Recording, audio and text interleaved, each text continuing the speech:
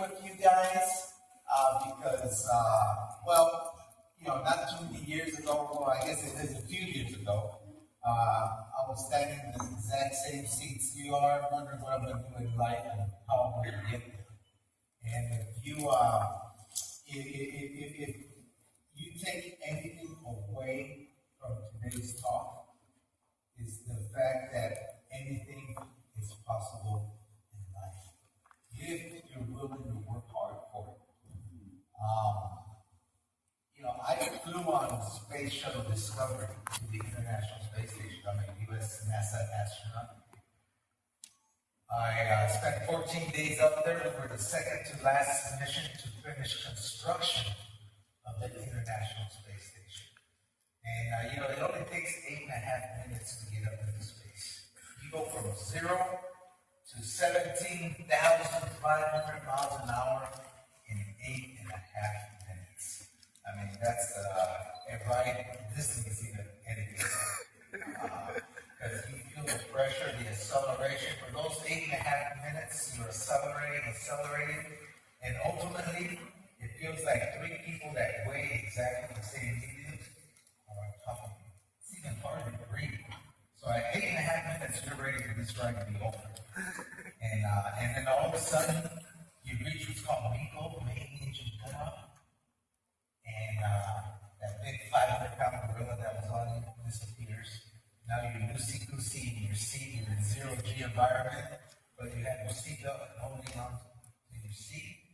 And now you're going around the world at 17,500 miles continuously, steady state, which means at 280 miles above ground, you go around the world once every 90 minutes.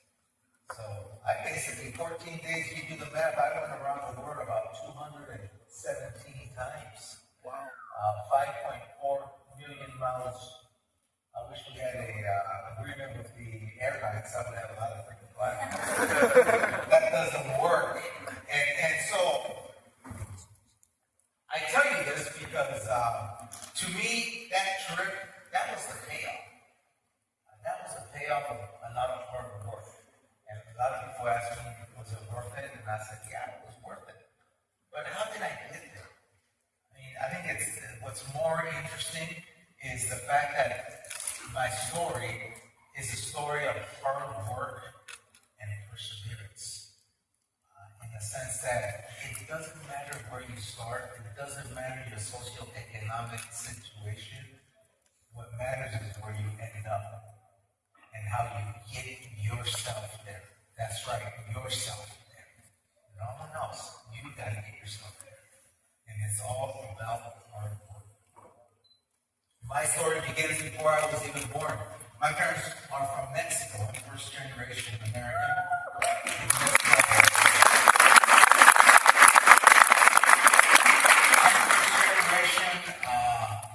Mexican American.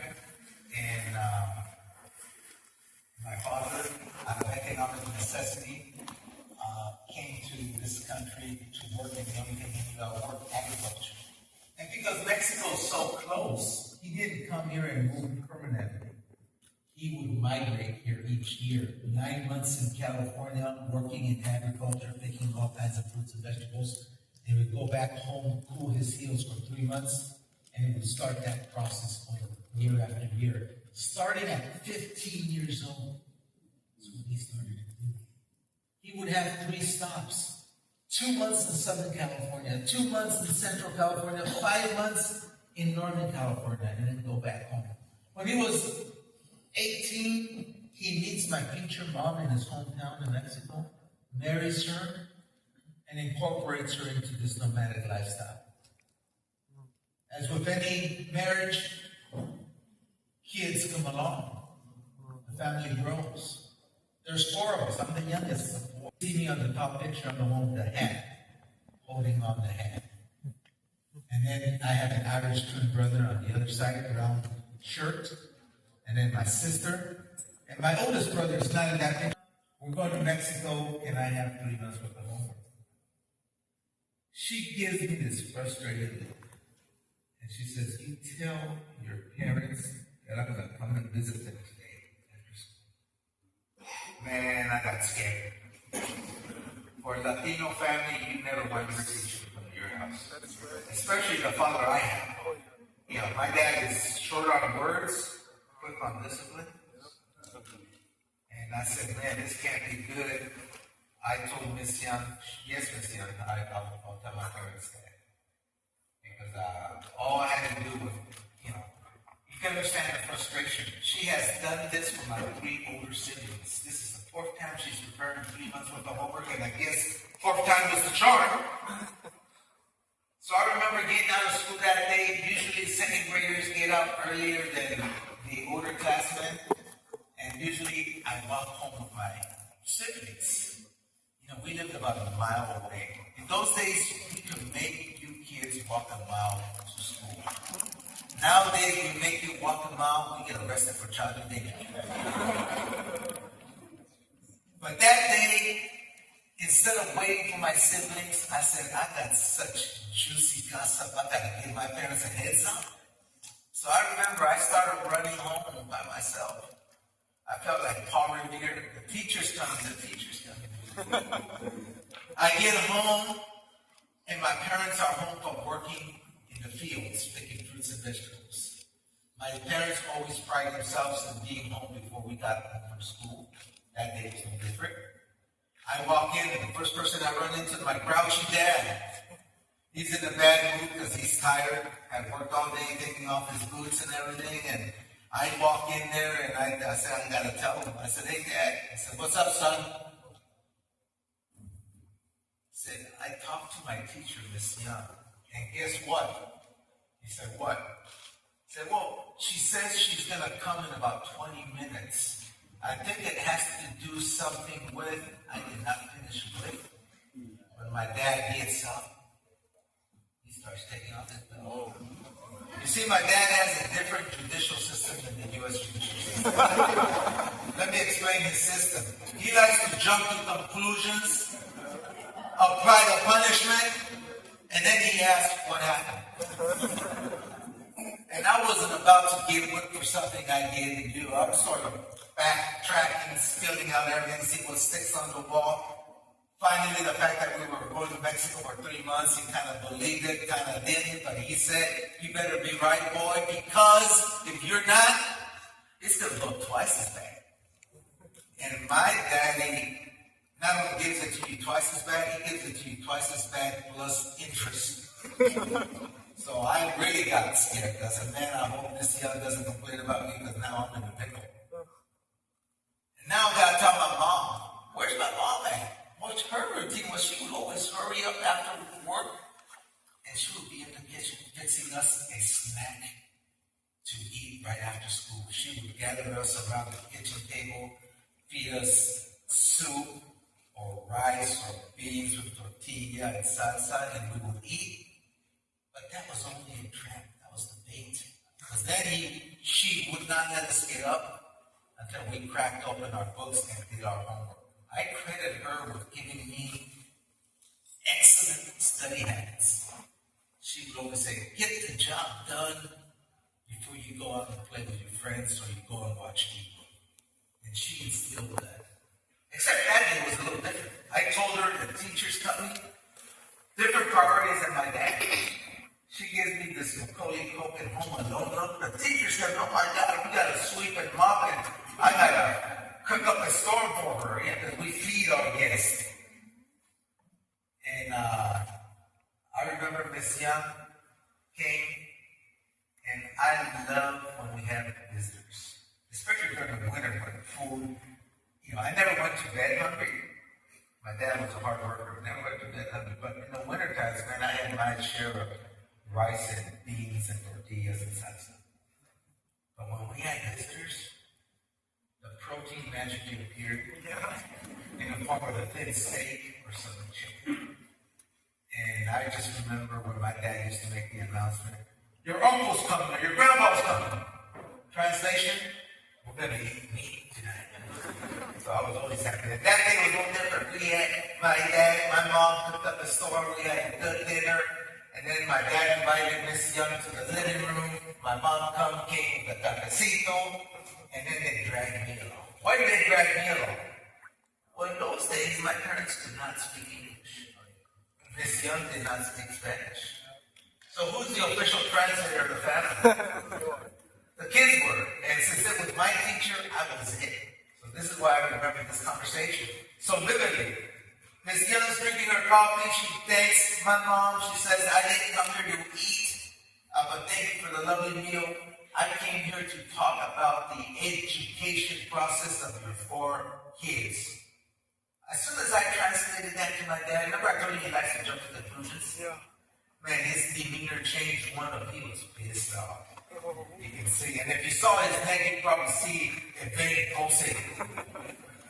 And Miss Young noticed how he got mad. His demeanor changed. She quickly calmed him down. Said, no, senor, it's nothing bad. She says, quite the contrary. She says, I've had the privilege of having your 4 kids in my class. Right now I have your youngest, Jose. And let me tell you, they all show great enthusiasm. They have good attitude. They do their homework. They're self-initiators. I think they're all going to go to college. But then she said, however, the problem is you guys are moving around a lot. And my dad immediately puts a halt to Miss Young. So, hang on, Miss Young, hang on. Look, so it's true that my wife and I only have a 3rd grade education, but we believe in education. So, and wherever we are at, my kids are in school or studying. And Miss Young says, yes, I know that, Mr. Hernandez, but you go to 3 different school districts a year. You know what my dad's response was? What's the problem? We move on a Saturday. We didn't miss a day of school.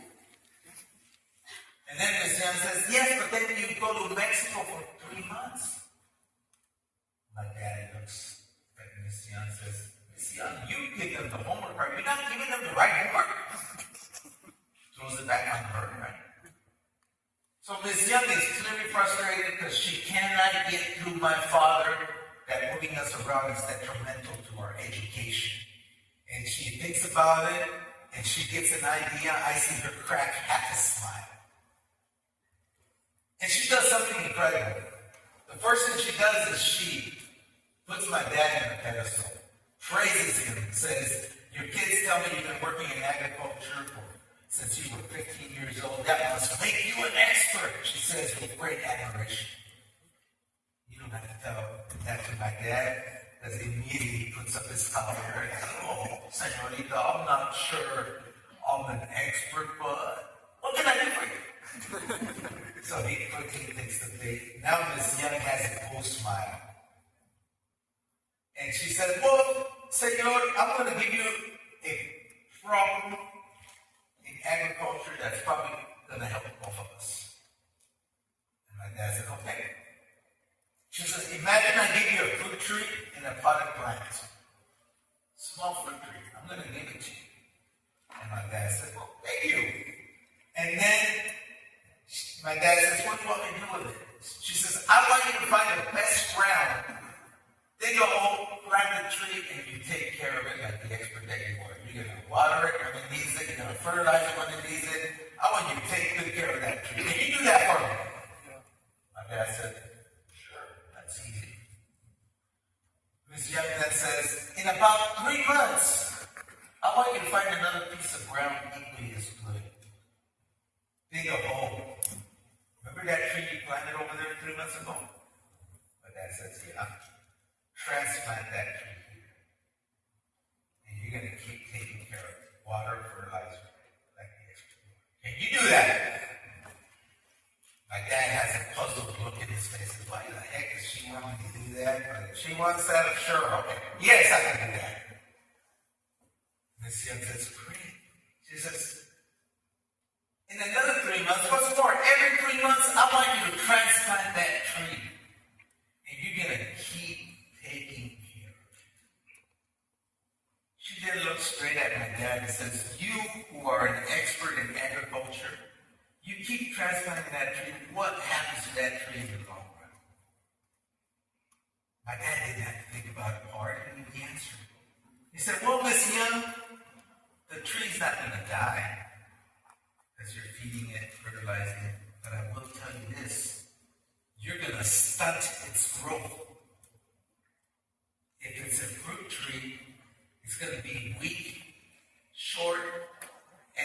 even bear any fruit. Why? Let me tell you why. You're not letting the tree stay in one place so that the roots can grow deep. A tree needs to grow roots deep for the branches and tree to grow, and for theatrical measure, he raises his hands big and strong. You could see him hold his hands for 2 seconds when all of a sudden his facial expression changed to one of his hands got caught in the cookie jar. He realized that that example was what he was doing to his kids with respect to education. And I give a lot of credit to my dad, because my dad is a proud man. And he looked at Miss Young and said, "Is that what you mean?" Miss Young said, "That's what I mean." She excused herself and said, "Thank you for dinner," and left. I'll tell you, we still kept going to Mexico every year. But that 3-month trip shrank to 3 weeks centered around Christmas. Our 2.5-day drive from Mexico to California, we wouldn't stop in Southern California anymore. We wouldn't stop in Central California. We went straight to Northern California stop. And since the 2nd grade, that's where our home was. We made stop. Our education started to get traction. Everything started to look a little better in terms of learning the English language. But we were still a farm-working family living at or near poverty. How in the heck is a kid like that ever going to want to be an astronaut? I'll tell you, that dream was conceived when I was a mere 10 years old, 5th grade. I came home, did my homework. That evening, watching TV, programming gets preempted. And they transmit the very last Apollo mission, Apollo 17. They're transmitting the last man who's ever walked on the moon. We haven't sent a human to the moon since. But the last man who's been on the moon, I was watching live on TV. We had an old black and white TV like the one you see there. Imagine me adjusting the rabbit ear antenna, sitting down like Charlie Brown is watching, hearing that astronaut. I still remember his name, Walter Cronkite, the reporter Walter Cronkite, reporting it, and Gene Cernan walking on the moon. I would go outside, it was a cold December evening, and see the moon, and then come and see astronaut Gene Cernan walk on the moon. And that's when I said, wow, that's what I want to be. I want to be like that guy. I want to be an astronaut. 10 years old, guys, and I knew I wanted to be an astronaut. You know, the best thing I could have done is to share this dream with my father. That same evening, I told him very excitedly I want to be an astronaut, and he took a double take and said, "What?" And I said, "I really want to be an astronaut." He said, "Let's go to the kitchen table." Man, I thought I was in trouble. But I wasn't. He sat next to me and he said, "Why do you want to be an astronaut?" And I just regurgitated, just repeated everything Walter Cronkite, the reporter, said. This was the last Apollo mission. NASA was going to build a new space vehicle, and I wanted to be part of that and go to space. He did 2 important things. He validated the dream. He said, "Jose, I think you can do it." Man, when your parents tell you you can do something, it empowers you. I believe it. But what really got me along the way is the next thing he said. He said, "You really want to do this? Follow this simple 5-ingredient recipe." And if you got a camera, take a picture of this, because I live by this every single day. I said, "What do I have to do, Dad?" Follow this. Very easy. Number 1, it says, determine your purpose in life. What do you want to be? So I want to be an astronaut. Figuring out 1 out of 5 done, I'm almost there. Second, he said, recognize how far you are from your goal. I looked down kitchen floor, half-peeling linoleum floor. We lived in a two-bedroom, dilapidated rental, worst part of Stockton, and I told my dad, we can't be any further than this. I thought I was going to get slapped. But he did. He kind of chuckled, just like you guys. He said, I'm glad you recognize that, son, because the third thing you got to do is draw yourself a roadmap from where you know where you're at and given by your smart remark you do to where you want to go. You have to know the way to your destination. Draw yourself a map so you know how to get there and you don't waste time. I said, what's the fourth one, man? So you're doing it already, son. You have to prepare yourself according to the challenge you pick for yourself. And you pick a doozy, so you know you got to go to college and then some, right? I said, yeah. And then he said, fifth and final, pointed outside the kitchen window. He said, you know that effort you put out Saturdays and Sundays, 7 days a week during the summer, picking fruits and vegetables with your mom and dad and your siblings? I said, yeah. He pointed to my books on the kitchen table and said, you put that effort there. When you go to college, you put that effort there. When you get a job, you put that effort there. And he said, always give more than what people expect out of you. Always give more. He said, you mix that up, son, that's the recipe to succeed. This from a man who only has a third grade education had the wisdom to give me that recipe that I use today. I'm here to tell you it works, guys. Ladies, it works. I added 6th ingredient you see there. Perseverance. Perseverance, which means never, ever give up on yourself. Because I'm here to tell you guys that NASA rejected me not once, not twice, not 3 or 4 times. I got rejected 11 times. It wasn't until my 12th time applying to the NASA program that I got the honor of wearing this blue suit. Wow.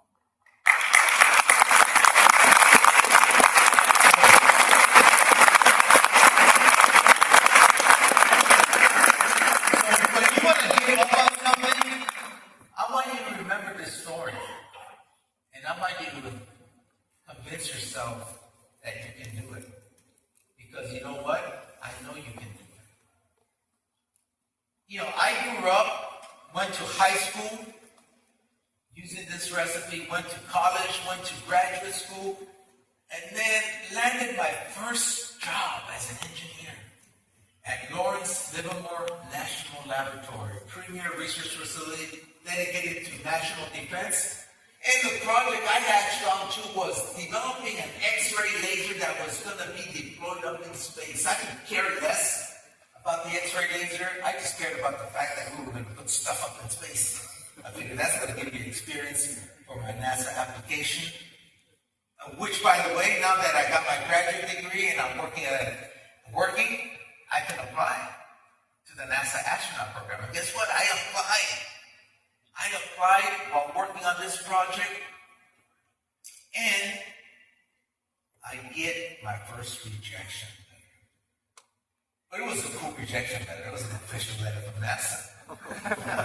Had the NASA uniform, everything. It didn't have my name. It said, "Dear applicant." But it had good news, bad news, good news. First good news is validation. It said, upon reviewing your application, we concur with your assessment that you meet all the minimum requirements to be considered for the NASA astronaut program. I said, orale, NASA thinks I can be an astronaut. I was having validation. Then comes the bad news. More than 12,962 people also meet these minimum requirements. A lot of competition.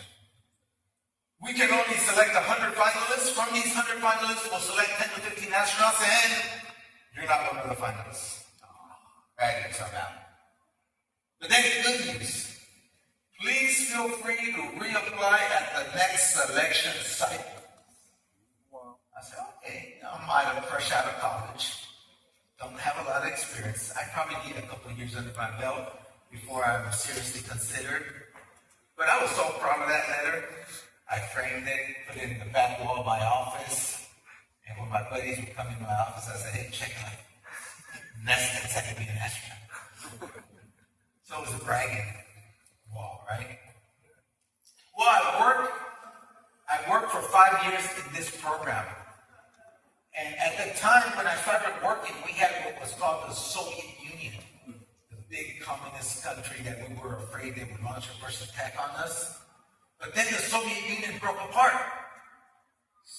And so justification for grandiose defense projects like this went by the wayside. The project gets canceled.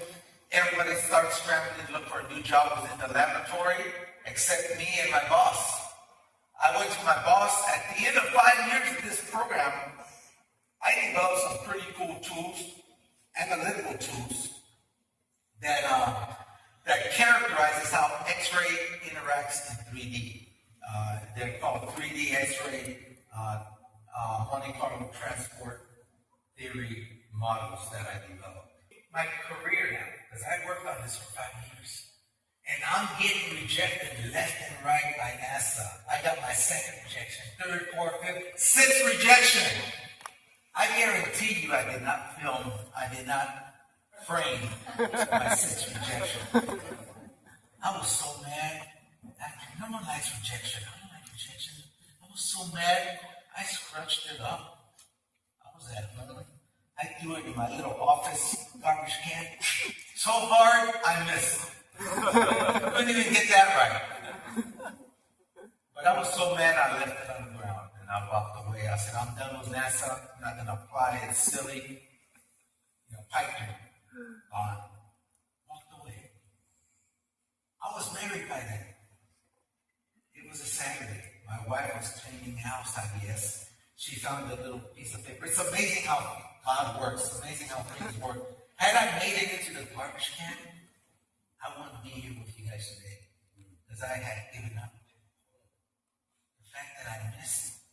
My wife picked it up. She unscrambled it. And she read it. And she's a smart lady. She put two and two together. And she said, this guy is giving up on me. Yeah. So she comes walking down the hall with the letter. I see her, and I'm an opportunist. I said, oh man, this is a great chance to get some pity points.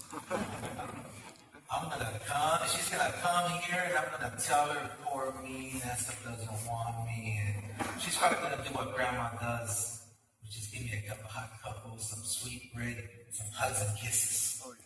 So she comes, confronts me, and I lay it on the deck, expecting my cup of hot cocoa. And guess what? No hot cocoa. No sweet bread. Definitely no hugs and kisses. She catered to my ego. She looked straight at me and said, so you're a quitter? Oh, gosh. Oh, yeah, that's right. Fighting words. When someone you love calls you a quitter, that hurts. She went straight for the jugular.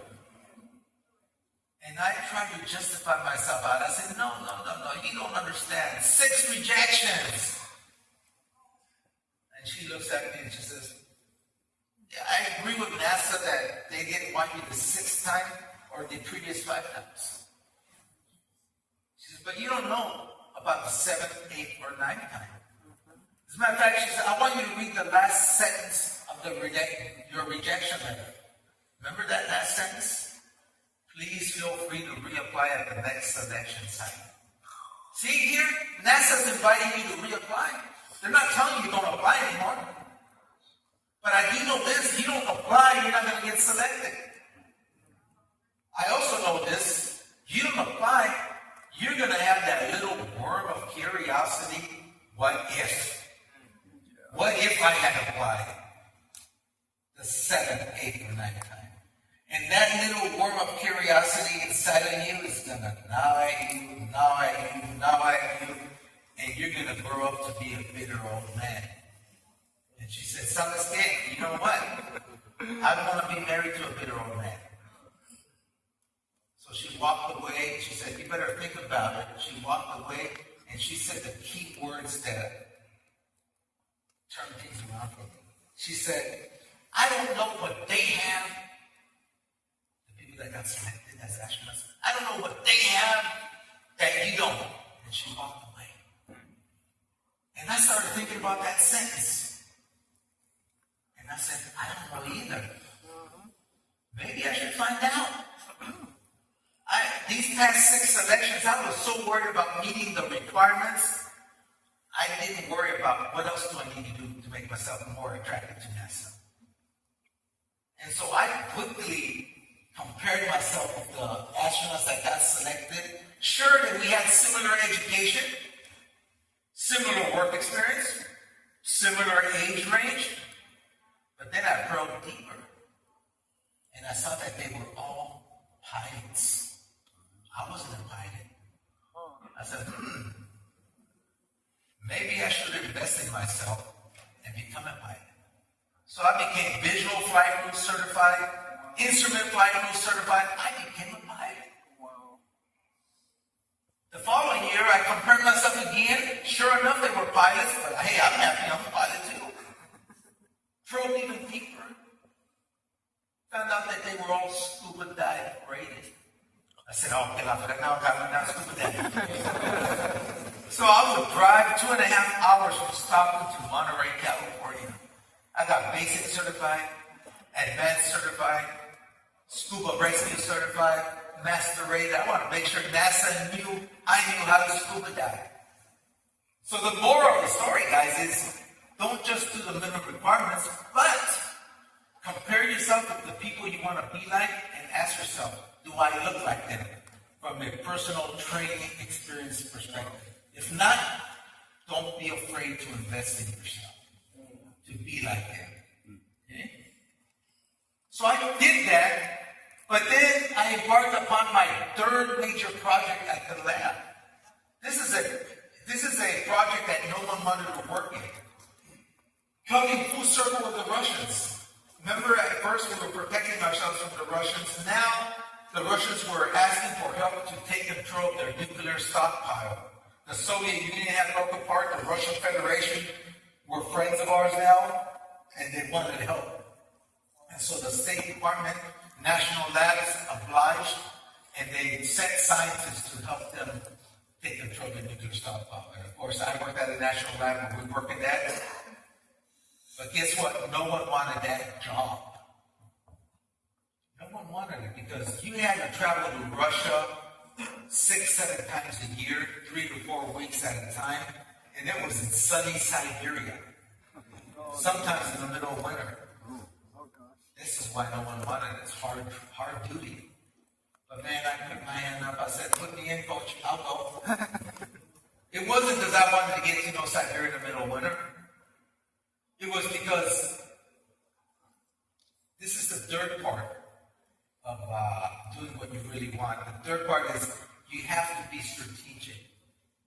Sure, no one wanted this job, but 3 months ago I had read that the U.S. and the newly formed Russian Federation signed an agreement to build what was going to be the International Space Station up in space.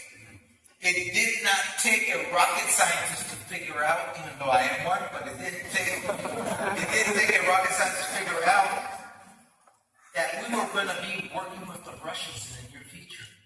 When I saw this job, I said, man, this is an opportunity for me. This is how I'm going to differentiate myself in the competition. How many of those 12,962 applicants can say they work in Russia? How many of them can say over the past 5 years they've been to Russia 26 times, taken Russian language instruction in the process for 5 years, and guess what?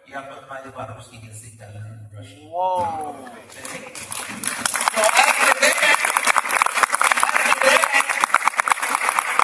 on my 12th try, I was bubbled.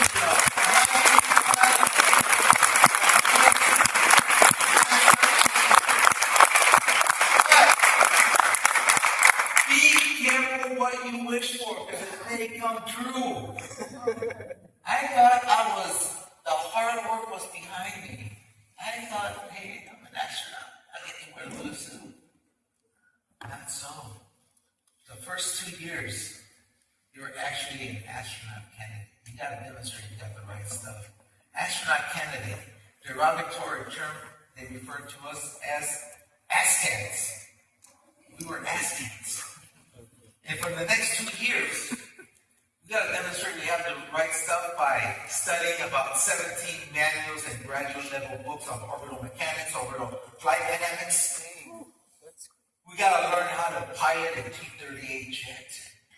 We got to learn how to operate, in some cases, pilot the space shuttle. We got to learn how to operate the International Space Station. We got to learn how to do EVA walks where we train underwater. And every Friday, those 2 years as an ASCAN, you got a written test, oral test, and a simulator test. And you better pass everything. Because if not, you don't have the right stuff. You get a pink slip and you go home. Wow. Literally, being in finals for 2 years in a row felt like. Highly exhausting mentally, physically, for you and your family. But you know what? You got a new family, 13 other ASCANs, and you pull together as a team and you help each other out. And we all made it because we help each other out. Once you graduate, you get a technical job and you keep training. And some of that training is, well, you keep flying T-38 jets. You're either front seater or back seater of a T-38 jet. You also do water and cold weather survival training. The cold weather didn't bother me. Wyoming was no match for Siberia, so that was walking apart from me. But swimming, I'm not a strong swimmer, so I had to learn how to swim. You have to swim a certain distance within a certain period of time. And then the most interesting one was they dump you in the middle of the ocean, and you're treading water for hours on end, hoping a rescue helicopter finds you before a shark does. You also do wilderness survival training. Here they don't even give you food and water, they give you a map. 2 X's. You're here, we want you over here. 17-day hustle hike to get extracted. You don't get water, you don't get food, you get a compass, you get a satellite phone for a medical emergency, and you gotta find your own water sources. You learn how to eat plant and root systems. And this is where I learned, no kidding, squirrels taste like chicken. Wow. Hey, you eat anything when you're out there, you're that hungry. You'll be fighting me for that squirrel. You also do mission analog training underwater off the coast of Key Largo, not too far from here. We've got a habitat called the Aquarius habitat, and we use it to simulate high-fidelity missions on the surface of the Moon or Mars. We'll spend 14 to 21 days there, and it's an amazing experience. This is how you get to know what it's going to be like on a real mission, because it's a very high-fidelity mission. After that, you get called to the office. They assign you a mission.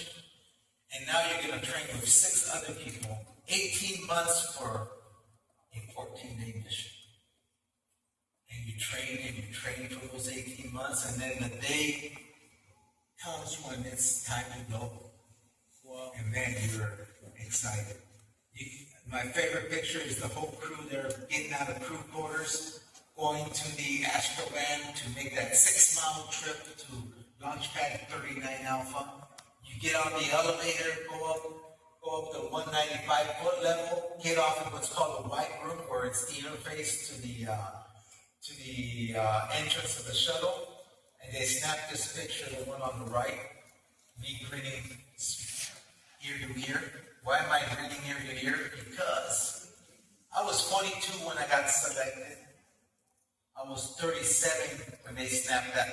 I was 42 when I got selected. I was 47 when they snapped that picture. 37 years in the making, a dream coming true. Remember, I was 10 years old when I first wanted to be an astronaut, and I'm 47 when I'm going up. Wow. This is why I was smiling, because I said, wow, 37 years and it's finally going to come true. And then,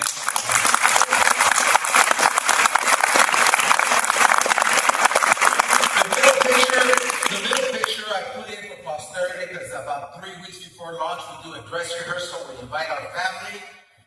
like, as you can see, like a good Catholic, I have 5 kids. Very proud of my kids. All of them have been to college. Well, I have the last one. He's a junior in mechanical engineering. I could see the light at the end of the long, dark tuition tunnel. My oldest, this last year, just got his PhD in aerospace engineering. Guess what he wants to do? My 3 girls have graduated. One of them even has a master's in data science. And one of them is the only one that did not go into STEM. She went to Loyola Marymount Business Administration. But she's a social media influencer. You guys want to look her up at Vanessa Hernandez. You'll see me make a fool of myself in her TikToks. But